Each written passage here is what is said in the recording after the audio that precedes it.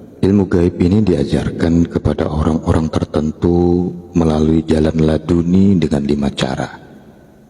Pertama, dengan cara nur.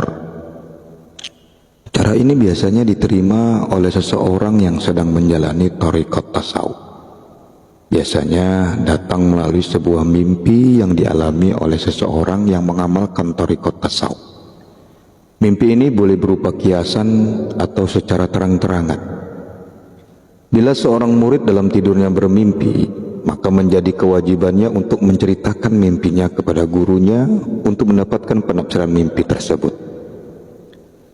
Bagi seorang guru yang mursyid dan berpengalaman sudah tentu pasti menerangkan arti mimpi yang diterima oleh anak muridnya.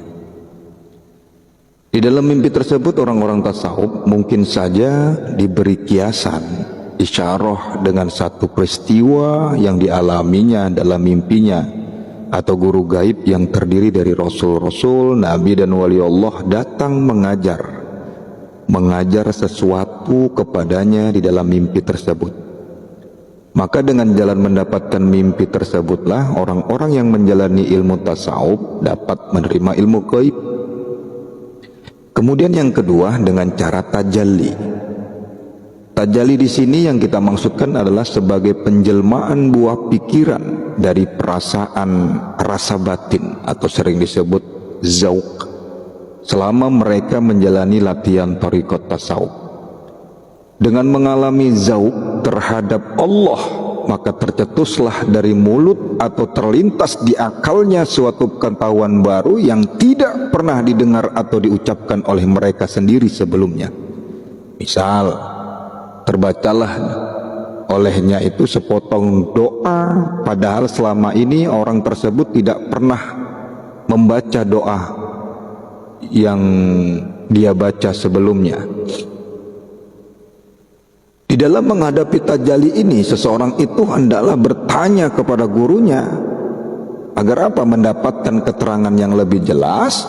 Dengan rasa tajalli ini maka seseorang itu akan memperoleh ilmu gaib. Biasanya seseorang yang sedang mengalami tajalli sering timbul di kepalanya banyak persoalan. Kemudian dikemukakan persoalan tersebut kepada dirinya sendiri, lalu didapatinya satu persatu jawaban yang tepat dan memuaskan hatinya, walaupun persoalan dan jawaban yang diperolehnya itu belum pernah dialami sebelumnya. Bila dilihatnya sesuatu, maka secara tidak disengaja timbul di hatinya suatu ilham dan minat untuk mengkajinya. Disinilah terbitnya persoalan, kajian dan jawaban dari akalnya sendiri.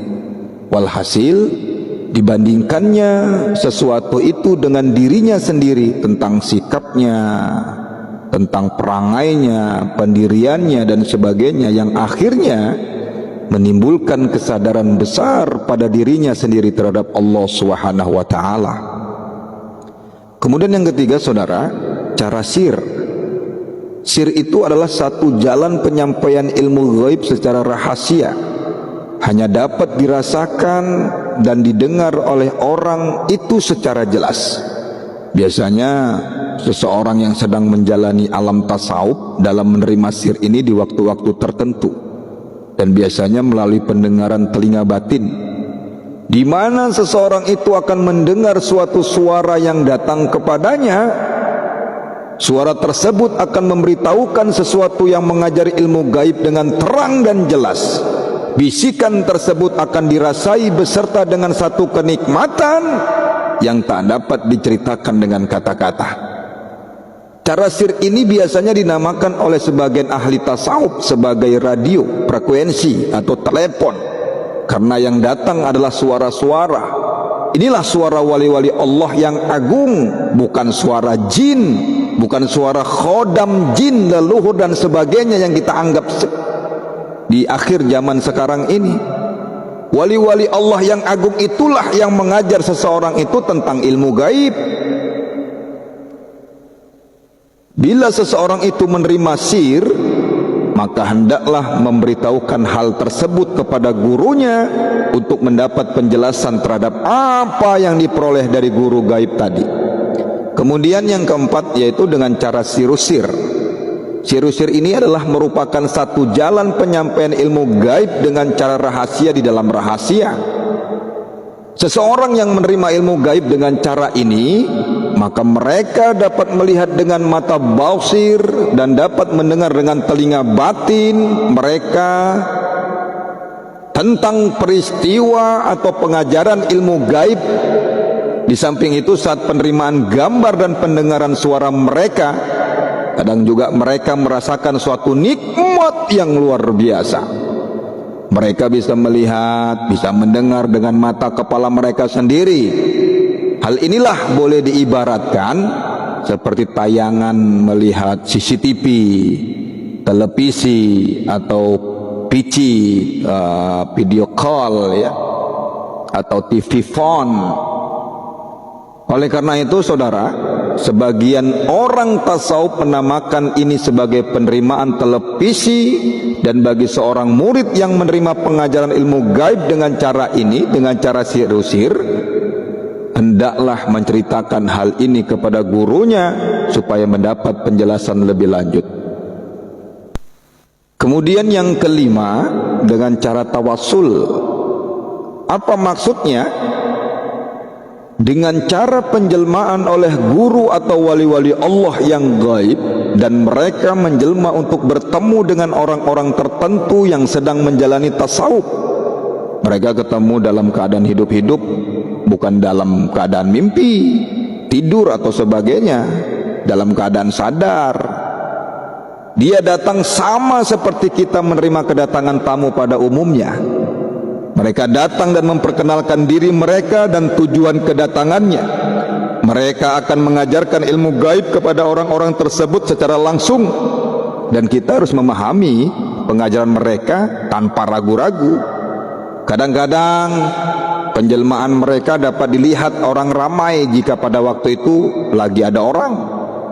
Pengajaran ilmu gaib oleh guru-guru gaib dengan cara tawasul ini, dengan cara ini adalah jelas dan terang, dan kita dapat juga menanyakan hal-hal apa saja yang tidak kita pahami kepada mereka. Perlu diingat saudara-saudara, bahwa kedatangan mereka itu adalah merupakan satu penghormatan kepada ahli tasawuf atau orang sufi, dan dengan ini terbentuklah satu hubungan yang baik di antara kedua belah pihak. Bagi mereka yang dapat menguasai dan menyelami sendiri alam ilmu gaib, maka sudah pasti mereka dapat menjelajahi seluruh alam semesta, 7 lapis langit dan 7 lapis bumi. Dan mereka juga diberi peluang untuk menjelajahi di alam lain, kadang-kadang menjelajahi alam barza, surga dan neraka, arasy dan kursi Allah Subhanahu wa taala.